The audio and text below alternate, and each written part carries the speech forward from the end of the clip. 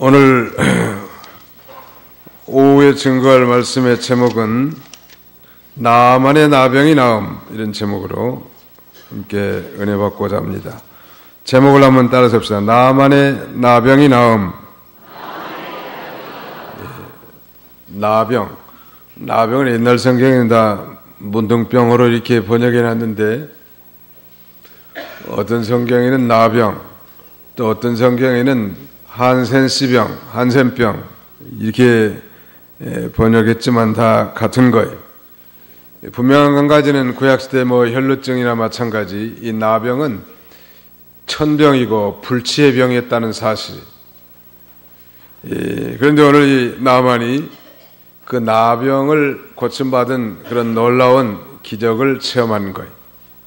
여러분, 우리 가족이나 형제들 중에 누가 이런 나병의 장애자가 하나 있다면 그 가정이 얼마나 근심이 많겠는 말. 우리 국가에서는 4월 20일을 장애자의 날로 선포해 놨는데, 우리 국민의 약 10분의 1 정도가 장애를 갖고 있다는 것. 그래서 이 교회들도 다 엘리베이터를 만들어 놓은 이유는 장애인들도 누구든지 예배당에 접근해서 하나님 앞에 자유롭게 예배드릴 수 있도록 한 거고, 또 우리 교회는 이런 장애를 가진 사람들을 더 배려하는 그런 삶을 살아야 합니다. 굉장히 중요한 거예요. 오늘 나만이 나병에 들어서 이 한 소녀의 전도를 통해서 이스라엘의 엘리사 선지자에게 와가지고 하나님의 능력으로 고침을 받았습니다.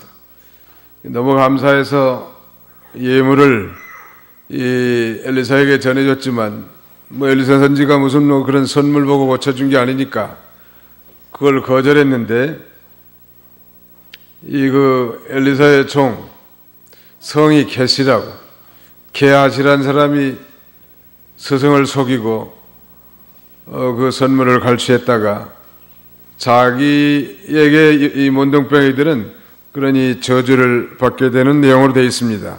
나만이 나병에 들림, 1절부터 좀 읽으시기 바랍니다. 아람 왕의 군사령과 나아만은 그의 주인에게 크고 존귀한 사람이었으니 여호와께서 그를 통해 아람을 구원하게 하셨기 때문이다. 그는 힘센 용사였으나 나병 환자였다. 아람 사람들이 군대를 거느리고 출전하였을 때 이스라엘 땅에서 한 어린 소녀를 사로잡아 왔는데, 그 소녀가 나아만의 아내를 시중 들고 있었다. 그 소녀가 여주인에게 말하기를, 제 주인님이 사마리아에 계신 선지자에게 가셨으면 좋겠습니다. 그러면 그분이 주인님을 나병에서 고쳐주실 것입니다 하였다.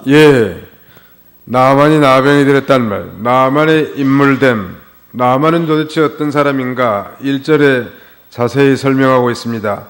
아람 왕의 군사령관이란, 군사령관이면 왕 다음에 권력을 가진 자라고 할 수 있지 않겠습니까? 그래서 그 왕 주인에게 크고 존귀한 사람이었단 말. 또 과거의 전투를 통해서 아람 나라를 건져내는 그런 전쟁의 영웅이었은 게 분명하란 말. 근데 마지막 부분에 그러나 나병 환자였다는. 여러분, 아무리 나라를 건지는 그런 국가의 영웅이고 왕의 총애를 받는 사람이고 군사령관이라 할지라도 자신에게 문둥병이 있다는 건 참 비극적인 일 아니겠습니까?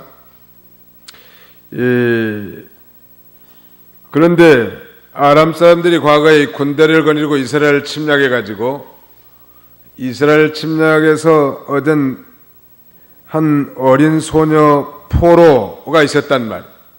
그래서 그 소녀 포로를 잡아다가 나만의 부인의 시중을 들게 했는데, 그 소녀는 이스라엘 사람이란 말. 이스라엘 사람이지만 하나님을 전적 신뢰했고 선지자 이사야를 통해서 나타나는 놀라운 능력의 역사를 믿은 소녀예요. 그래서 거기서 시종 들다가 그 여주인에게 우리 이스라엘 수도 사마리아에 가면 이 엘리사라고 하는 선지자가 있는데 거기 가면 나을 수 있을 거라. 그게 다만 얘기를 해줬는데 그 부인이 남편에게 말했고 남편 나만 사령관이 왕에게 그것을 보고한 거예요. 4절 읽으십시오. 나만이 들어가서 자기 주인에게 보고하여 이스라엘 땅에서 온 소녀가 이러이러하게 말했습니다 라고 말했다. 그러자 아람 왕이 말하기를 그러면 가봐라. 내가 이스라엘 왕에게 편지를 보내겠다 하였다. 예, 한 소녀의 작은 전도를 통해서 나라의 왕까지 움직여가지고 역사가 나타나는 거예요. 이건 참 중요한 거예요. 이 소녀는 사실을 얘기하는 거예요. 또 주인을 공경하고 진정으로 사랑하는 마음으로, 즉 자기 이 주인의 병이 낫기를 바라는 마음으로 자기 조국 이스라엘 사마리아에 이 엘리사 선지자를 소개한 거란 말. 이 전도는 이렇게 평범한 데서부터 시작되는 거예요. 다른 사람들을 불쌍히 여기는 마음, 또 예수 그리스도를 믿고 죄 사함과 구원을 받은 체험적인 신앙이 있는 사람들이 다만 얘기를 하는 거예요. 얘기를 해서 만약에 안 들을 수도 있고 들을 수도 있는데 그 듣는 사람이 있다는 거예요. 문제는 그 듣는 사람은 겸손한 사람들이, 그 부인이 귀하게 여기고 또 아마 그 소녀가 포로 잡혀가 가지고도 말과 행실에 있어서 굉장히 진실하게 했을 것 같아요. 대충 식모살 연기 아니고 자기 일처럼 잘 챙기고 그 주인에게 아주 그 신뢰감을 줬을 것 같아요. 그러니까 그의 말에 이 신중하게 들은 부인이 남편에게 얘기했고 남편이 왕에게까지 얘기해서 엄청난 행렬이 지금 이스라엘로 떠나게 됐단 말. 여기서 우리가 배울 수 있는 건 참 전도의 원리인데, 전도를 너무 무거운 짐으로 생각하지 아니하고 다만 자기 일에 성실하면서 사실대로 말을 하는 거예요. 문제는 말을 안 하니까 역사가 안 나타나요. 사실대로 얘기하면 돼. 요새 그 상대원 이동 거기 넘어가니까 그 산책길이 있더라고요. 산책길 갔다가 오다 보면 수퍼들이 많은데 채소, 과일, 생선 이렇게 써진대. 어떤 젊은 사람이 뭐 자기는 뭐 오이를 뭐 이리 정리하고 이리 가면서 오이가 뭐 3개에 1,000원 그러면서 엄마들 와봐 쳐다보지도 않아요. 자기 일만 해. 오이가 3개에 1,000원, 이제 얼마 안 남아서 한 박스밖에 없어. 반말하면서 걸걸하게 목소리를 깔아가지고 없어 그러면서 근데 다른 사람을 쳐다보지도 않아요. 자기 일하면서 그냥 오이가 이제 한 박스밖에 안 남았는데 3개에 1,000원이야 어이 하면서, 그래서 그걸 제가 유심히 들여다보고 아 전도도 저렇게 하면 되겠구나. 참. 자기 일 열심히 하면서 그냥 듣든지 말든지. 근데 또 엄마들이 지나가면서 다 듣고 가서 사더라고.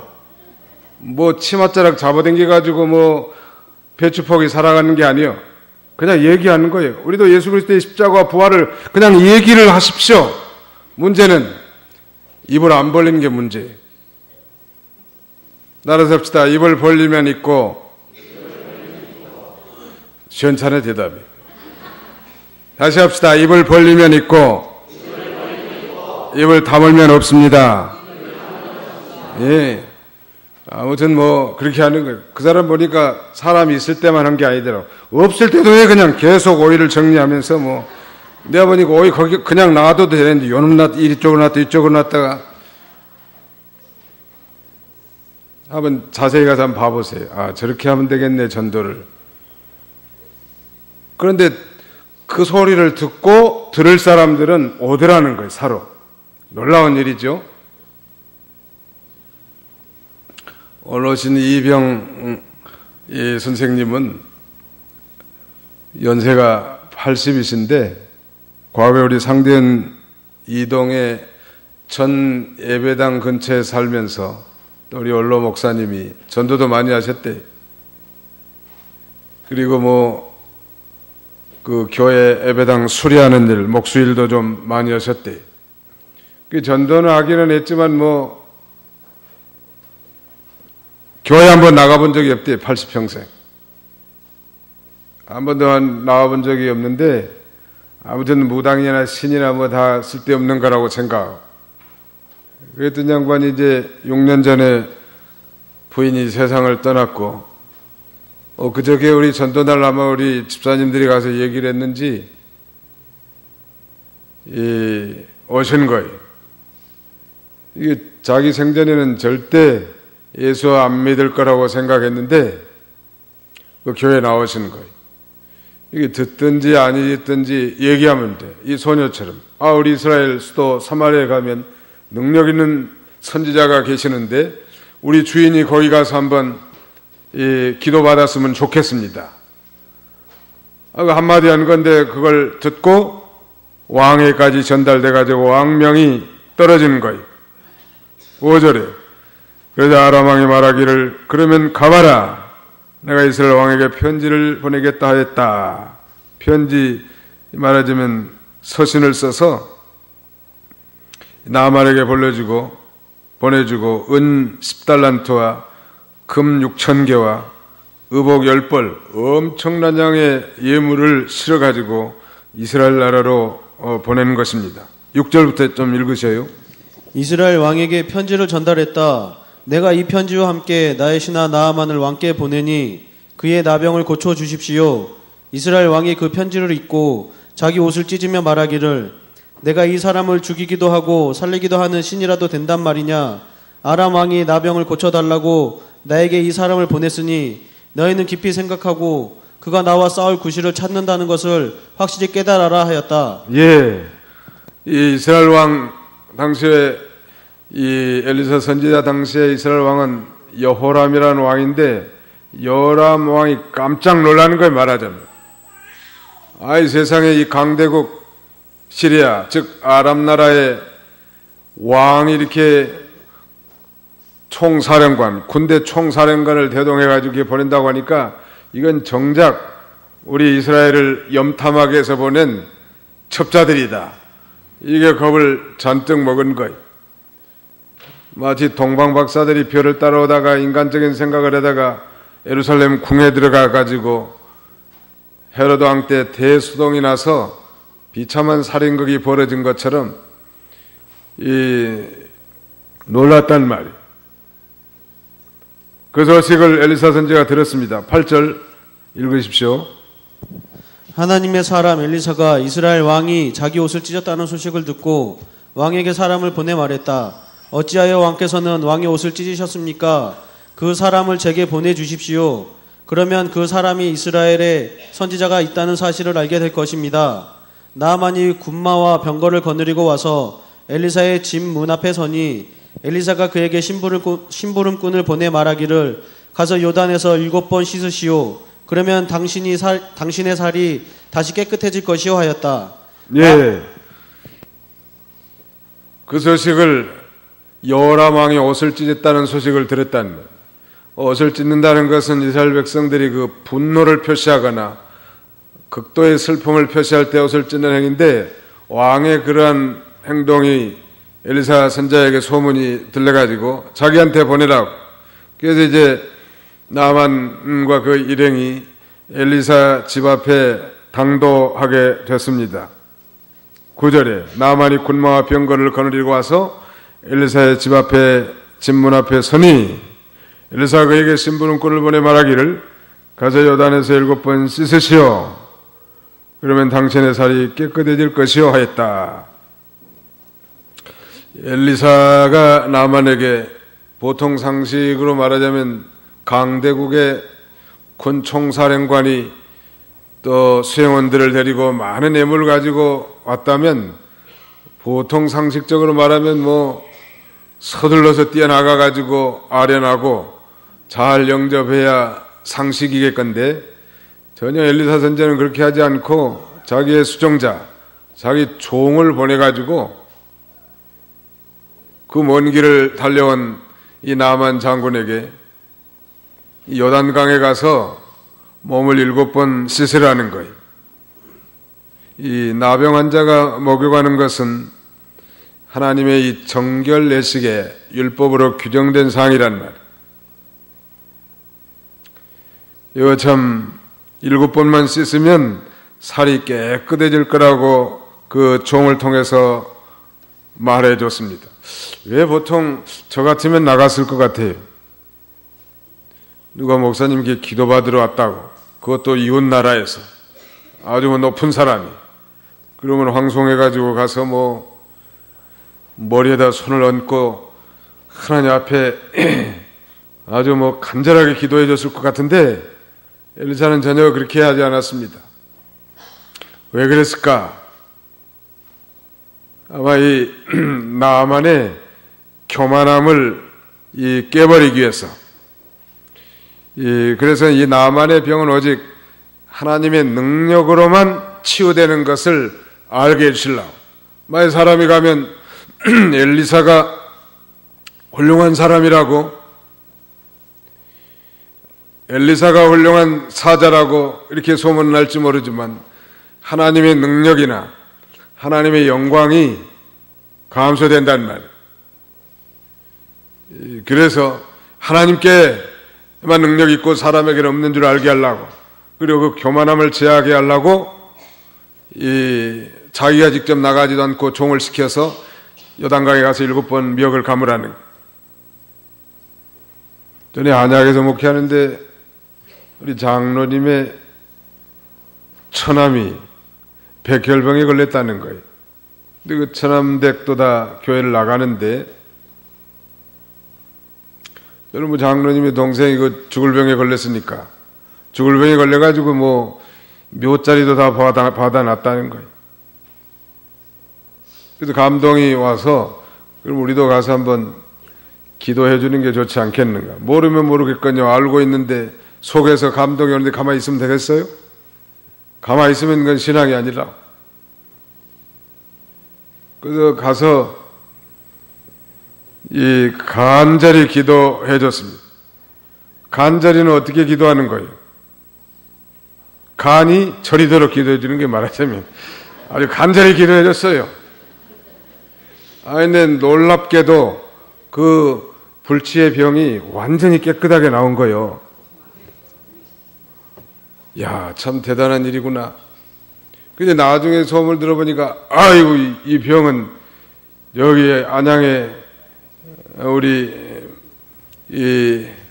매형이 다니는 그런 교회 목사가 와가지고 기도해서 낫다고. 이 병은 최 목사가 기도해서 낫다고. 상당히 인기가 올라가는 거 말이죠. 나중에 만나가지고 집사님의 병은 제가 고쳐준 게 아니라 하나님이 고쳐줬다. 다음부터는 절대 그런 소리 하지 마라. 아주 신신당부를 했는데 하나님이 그 영혼을 불쌍히 여겨가지고 가서 기도했는데 하나님의 능력으로 고침받은 거 아니에요? 근데 괜히 사람이 높아지면 안 된다는 말이에요. 사람은 질그릇과 같은 연약한 존재, 아무것도 할 수 없는 거예요. 능력의 힘이 큰 것을 하나님께만 있고 사람에게는 없는 걸 알게 하려고 이 질그릇 같은 자들에게 직분을 줘서 심부름하게 하는 건데, 사람이 뭐 괜찮게 높아지면 되겠다는 말. 그래서 이 엘리사도 자기는 나가보지도 않고 종을 시켜서 요단강에 가서 7번 미역을 감으면 살이 깨끗해질 거라고 말해준 거예요. 나만 군사령관, 대국의 군사령관 나만이 기분이 좋았겠어요? 안 좋았겠어요? 물어보나 많아요. 물어보나 많으니까 대답을 안 하시는구만. 좋았겠어요? 안 좋았겠어요? 우문우답이요. 얼마나 기분이 상하고 자존심 상하겠는가 한번 생각해 보세요. 대국의 총사령관이었는데, 아니 그 하찮은 선지자라는 사람이 나오지도 않고 자기 종 시켜가지고, 우리나라는 더 좋은 이 아마나와 바로빌 같은 좋은 강물, 맑은 강물이 흐르는 우리 강물도 있는데, 요단 강물 그 지저분한 강에 가가지고 미역 감으라는 게 그게 사람의 도리냔 말이야. 돌아가자! 그래, 돌아가려고 아주 부원을 내는 거예요. 이건 아직도 이 나만이 낮아지지 않고 교만한 태도를 보이는 거예요. 하나님은 교만한 자를 물리치시고 겸손한 자에게 은혜를 베푸신 하나님 믿으시기 바랍니다. 이건 너무 강조됐기 때문에 너무 평이하게 들어서는 안 돼. 유명한 앤드루 머레이 박사는 그의 책 겸손이란 책에서 우리 사람이 왜 겸손해야 되는가? 그에 대해 세 가지 때문에 겸손해야 된다네. 첫째, 위대하신 창조주 앞에 우리는 피조물이기 때문에 그분 앞에 겸손해야 된다는 거예요. 그 다음에는 아담의 후손으로 태어난 죄인이기 때문에 겸손해야 된다는 거예요. 그리고 세 번째는 우리가 구원받은 하나님의 백성, 성도이기 때문에 겸손해야 된다고 말했습니다. 이 겸손이란 다른 사람을 나보다 낫게 여기는 거예요. 자기가 괜찮은 사람이라고 생각한 사람들은 교만한 사람들이에요. 자기가 좀 괜찮다고 생각한 사람도 교만한 사람. 하나님은 겸손한 자에게 은혜가 입혀요. 지금은 좀 교만한 태도를 나만이 보였지만 그 과거에 여기 이스라엘로 건너올 때도 그 여종에게 그렇게 말했을 수도 있을 것 같아요. 아이고 그까짓 계집아이가 알 게 뭐가 있는가, 괜히 시간 낭비할 필요가 뭐 있겠냐고 물리칠 수도 있었겠지만, 그래서 따라온 거 보면 그 속에 겸손함이 어느 정도는 있는 거예요. 그러나 막상 왔는데 이 선지자가 나와보지도 않고 종이 뾰로로 나와가지고 그 별로 좋지도 않는 요단강물에서 미역을 감으라고 하니까 이 분기가 난 거 아니겠습니까? 그래서 그 아랫사람들이 그렇게 권면합니다. 13절부터 읽어주세요. 그러자 그의 종들이 나와 그에게 말하기를 내 아버지시여 그 선지자가 큰 일을 말했더라도 하시지 않았겠습니까? 그런데 그가 장군께 겨우 씻어 깨끗하게 하시오라고 말하지 않았습니까? 하니 나만이 내려가서 하나님의 사람이 말한 대로 요단에 7번 몸을 담갔더니 그의 살이 어린아이의 살과 같이 깨끗해졌다. 네, 내 아버지시여 그 선지자가 이사야 선지자 엘리사 선지자가 더 큰 일을 말했더라도 해야 되지 않겠습니까? 권면하는 거예요. 이 아랫사람들이 잘 권면하는 거 중요한 것 같고, 우리 신앙생활은 매일 피차 권면하는 것 중에, 이 권면이란 말은 자주 설명합니다만 영어로는 encouragement인데 이 courage라고 하는 말이 용기란 말이에요. 이 en이라고 하는 강세 동사 접두사가 붙어가지고 용기를 북돋아주다 그런 말이에요. 이게 시리와 비탄에 빠져있고 손을 늘어뜨리고 할 용기도 없는 그런 사람도 잘 권면해주면 힘을 얻는단 말이에요. 교회 갑시다. 우리 기도에도 참여합시다. 우리 봉사하는데 이번에 청소봉사 갑시다. 권면하는 거예요. 우리 전도에도 나가봅시다. 매일 피차 권면하십시오. 한번 따라 듣다 시작. 매일 피차 권면하십시오. 매일 피차 권면은 encourage one another daily. 매일 서로 권면하는. 집사님 뭐 하세요? 뭐 하기는 뭐 하겠어. 그래도 그렇게 권면하는 거예요. 요새 그 스마트폰 핸드폰이 있어서 이 선용만 하면 옛날보다 훨씬 시간도 단축하고 가까이 권면하기 참 좋은 것 같습니다. 이 잘 인용하는 게 참 좋은 것 같아요. 권면을 또 들었습니다. 나만이 기분 나빴지만은 들은 거예요. 그러니까 조금 그래도 겸손한 면이 있는 거예요. 옛날에 뭐 들은 얘기지만 한국에서도 그 불치병에 걸린 사람들이 그 어떤 사람들이 사람의 인분을 달여 먹으면 낫는다고, 허리가 낫는다고 그래가지고 그 지저분한 사람의 배변을 달여 먹은 사람도 있어요. 아니 그것보다는 요단강물에 미역 감으라는 건 훨씬 더 쉽잖아요. 또 어떤 사람은 죽은 사람의 시체를 달여 먹으면 그 불치병이 난다 그래가지고 실제로 묘지를 파가지고 훼손해가지고 그렇게 한 사람들도 있어요. 그래서 살라고 그걸 순종하는데 요단강에 미역을 가물하는 거 기분 나빴지만 아랫 사람들의 권면을 듣고 순종해서 그 문둥병이 깨끗하게 나음을 받았단 말. 놀라운 일이요. 그것도 이방이란 말. 예수님께서 이 말씀을 인용한 것은 이것이 역사적 실제 사건이기 때문에 성경이 자정하고 있는 것입니다. 누가복음 4장 27절 읽으시기 바랍니다. 누가복음 4장 27. 또 선지자 엘리사 때에 이스라엘에 많은 나병 환자들이 있었으나 그들 가운데 아무도 깨끗하게 되지 못하고 오직 시리아인 나아만만 깨끗하게 되었다. 아람 나라는 바로 시리아죠. 오직 시리아인 나아만만 깨끗하게 되었다 그랬습니다. 예수님께서 본문 말씀을 중요한 사실로 언급하셨는데 그 이유는 예수님께서도 이 나사렛에서 배척을 받으셨는데 엘리사 당시의 백성들도 아마 폐역해가지고 엘리사 선지자를 많이 배척했던 것 같습니다. 이런 사회적 배경하에서 이방 사람 시리아 군사령관 나아만이라는 자가 이 자기 백성들에게는 소외됐던 이 엘리사 이 선지자를 찾아온 것은 대단히 획기적인 일인 거예요. 우리 지난주에는 수냄 여인의 신앙에 대해 살펴봤지만 그 수냄 여인을 거룩한 하나님의 종으로 알아본 이 수냄 여인의 그 헌신과 이 희생, 봉사를 돋보이게 하는 거예요. 오늘 마지막 시대는 점점점 하나님의 종들의 이 권위가 떨어지는 시대. 실제로 이렇게 못된 행동들도 많이 한 일들이 가끔 매스컴에 오르내리기도 합니다만 그런 시대에 이방나라 군사령관 나아만이 고침을 받았다는 것은 바로 이 복음의 우주성을 우리에게 가르쳐주는 거예요.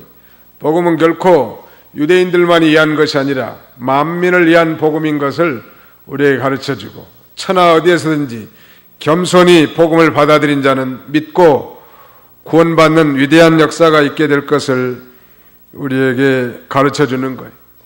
근데 문제는 이 복음이 세상 곳곳으로 흘러가는데 마치 물이 높은 데서 낮은 데로 흐르는 것처럼 교만한 세계에서 겸손한 세계로 흘러가는 거예요. 교만한 사람은 물리쳐야 돼. 겸손한 사람에게 이 복음의 은혜가 적용되게 될 것을 우리에게 교훈해 준 거라고 할 수 있을 것입니다. 너무너무 고마워서 이제 엘리사가 예물을 드렸는데 이 엘리사에게 예물을 드렸는데 엘리사가 그 예물을 받지 않았단 말이에요. 15절부터 읽어주세요. 나아만이 그의 모든 부대를 거느리고 하나님의 사람에게 되돌아가서 하나님의 사람 앞에 서서 말하기를 보십시오. 이제 저는 이스라엘 외에는 어떤 나라에도 하나님이 계시지 않는다는 것을 알게 되었습니다. 그러니 이제 당신의 종에게서 예물을 받아 주십시오 하였으나 엘리사가 대답하기를 내가 섬기는 여호와께서 살아계심을 두고 맹세하는데 나는 결코 받지 않겠소 하였다. 나아만이 그것을 받으라고 강권하였으나 그가 거절하였다. 엘리사가 예물을 거절했단 말이에요. 중요한 것은 지금 이방 나라에 영향력 있는 군사령관이 와가지고 놀라운 기적적 하나님의 기적의 역사로 불치의 병, 문둥병에 고침받아가지고 이제 하나님만이 참신이라는 것을 깨닫게 됐다는 거예요. 이건 대단한 거죠. 즉 여호와의 신앙에 대한 전도가 된 거예요. 대단한 거 아니에요? 그것도 하나님의 능력과 은혜로 그렇게 됐는데 거기서 이 대가를 받는다면 이 하나님의 역사가 훼손될 가능성이 많단 말이에요. 즉 하나님의 영광이 가르쳐진 걸 삭감되는 거이 말하잖아요. 우리 가령 교육자들이 신방 가가지고 옛날에 이병기 목사님은 그런 책망들 많이 하셨는데 그 전도 부인들 신방 보내니까 어디서 김치 얻어오고 개새끼 얻어오고 그 다음에는 이것저것 주면 싸운다는 거예요. 싸우지 말라고! 아무튼 얼마나 기가 닳도록 하신 것 같아요. 사실은 그래도 또 믿음이 연약한 사람들 때문에 어쩔 수 없이 받기도 하고 뭐 안 받을 수도 없고 그런 어려운 가운데 받아왔겠지만 아버지 그것은 하나님의 능력의 역사가 전파되도록 하나님만 신뢰하도록 하기 위한 교훈이고 가르침인 것 같아요. 믿음이 좋은 사람들은 가급적 안 하는 게 좋고 믿음이 없는 사람이 어쩔 그렇게 사정사정하는데 또 안 받으면 그 참 시험에 들 수도 있고 그 참 그렇단 말이에요. 그래서 뭐 김치도 받아오고 뭐 고구마 삶아준 것도 또 주머니에 넣어가지고 와가지고 그런데 그러지 말라는 거예요. 아니 상대원 시장 가면 고구마도 많고 김치거리도 많은데 뭐 담아 먹지 왜 그 신방해가지고 얻어오냐는 말이에요.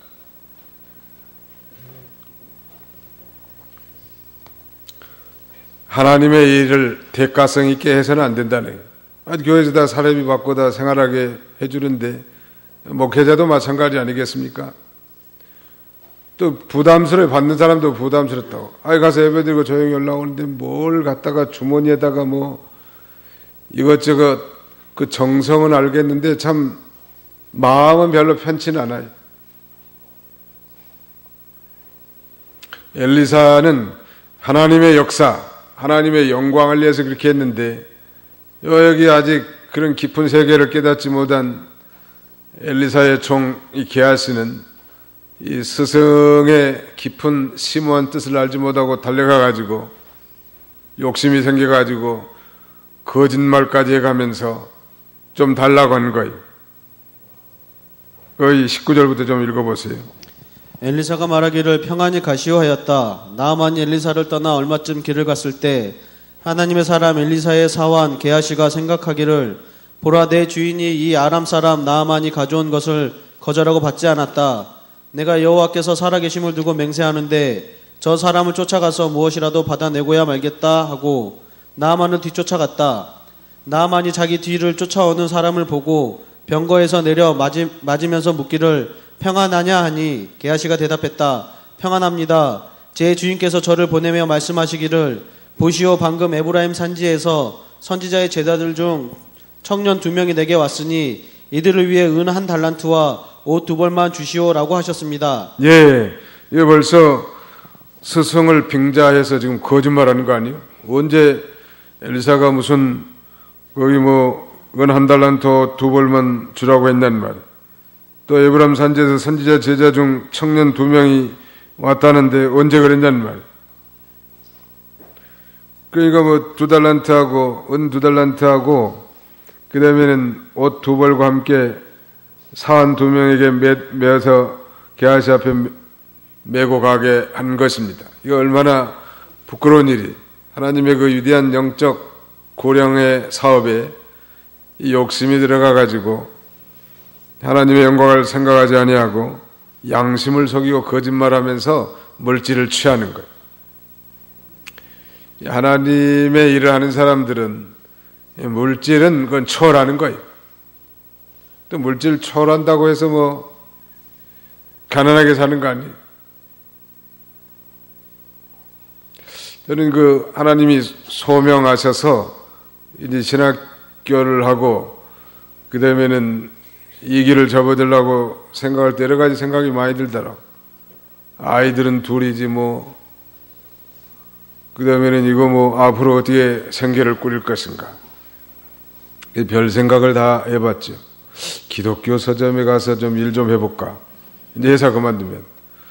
아니면은 뭐 가락시장에 가가지고 과일을 좀 떼다가 리약 하나 사가지고 주경야독 할까. 그런 생각도 했는데 한 번도 뭐 가락시장 가서 리약화를 끌어본 적이 없어요.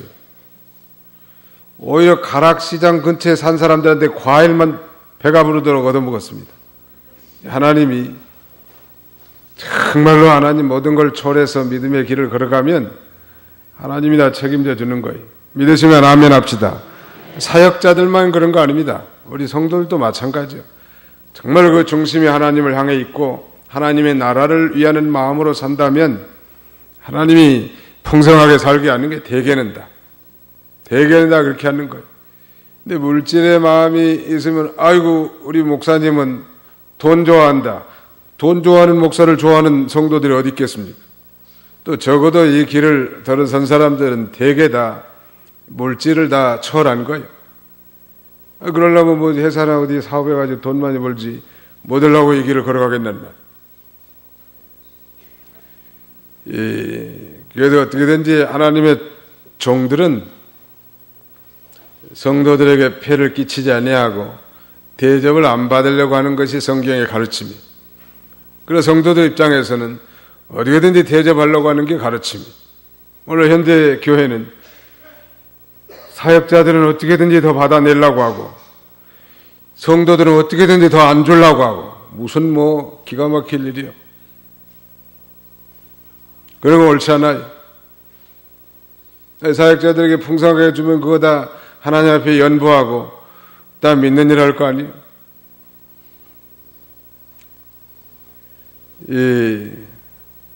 그런 자세가 올바른 자세란 말이에요. 근데 둘 다 반대편으로 행동하면 그게 되겠냐는 말. 양심을 속이고 거짓말하는 거예요. 나만의 영적 문제도 생각하지 않고 나만 이상하게 생각했을까? 그렇게 팔팔 뛰던 엘리사 선지자가 왜 갑자기 종을 보내가지고 은 2달란트하고 옷 2벌을 달라고 했을까? 왜 그랬을까? 벌써 헷갈리게 만들어 놓는 거예요. 하나님의 이 영광을 가리려고 나만의 영적 문제를 생각하지 않았다는. 그래서 하나님이 진노로 게하시에게 도리어 그 나병이 건너가서 말하자면 하나님의 진노를 받게 된 것입니다. 오늘 성경에 나타난 이 문둥병, 이 나병은 우리의 죄를 상징합니다. 왜냐하면 그 죄의 특성과 나병의 특성은 굉장히 비슷해요. 처음에 문둥병이 걸리면 문둥병이 걸린 그 이 문둥병이 걸린 그 부분이 아주 예쁘대요, 피부가. 다른 피부보다 더 예쁘다는 거예요. 그러다가 어느 날 물렁물렁 하더니 쑥 들어간다는 거예요. 그래가지고 썩어가지고 손가락, 발가락, 콧잔등이 다 뚝뚝 떨어져 나가는, 눈썹은 다 빠고. 이와 같이 죄를 지으면 처음에는 굉장히 아름다워 보이지만 그 죄값으로 말미암아 비참한 상태에 빠는 거예요. 바로 문둥병은 당시의 이 천병, 사람의 의술로 고칠 수 없는 불치의 병인 것처럼 아담의 후손으로 태어난 우리 모든 죄인들은 이 문둥병과 같은 이 죄의 문제는 이 세상의 그 어떤 방법으로도 해결할 수 없는 거예요. 오직 만왕의 의사이신 예수 그리스도의 피로서만 이 문둥병과 같은 죄가 씻음받은 거예요. 그래서 이 주님이 오신 것은 바로 문둥병과 같은 죄의 문제를 해결해 주러 이 땅에 오신 거예요. 누가복음 보면 문둥병을 낳은 10명의 문둥이들 가운데 그 중에 한 명만이 하나님 앞에 살해했다고 했는데 오늘 우리 모두는 다 문둥병자 같은 그런 죄인들이었습니다. 아담의 원죄와 우리가 짓는 그 자범죄 때문에 그 영원한 지옥의 형벌 떨어질 수밖에 없는 비참한 인생들이었는데 예수 그리스도의 피로 하나님의 은혜로 죄사함 받고 이제 깨끗하게 고침받은 거예요. 이제 깨끗함을 받은 문둥병자들이 이제 하나님 앞에 감사하고 우리 하나님의 능력과 영광을 전파하고 하나님이 기뻐하시는 삶을 사는 그런 저와 여러분들의 삶이 다 되시기를 주님의 이름으로 축원합니다.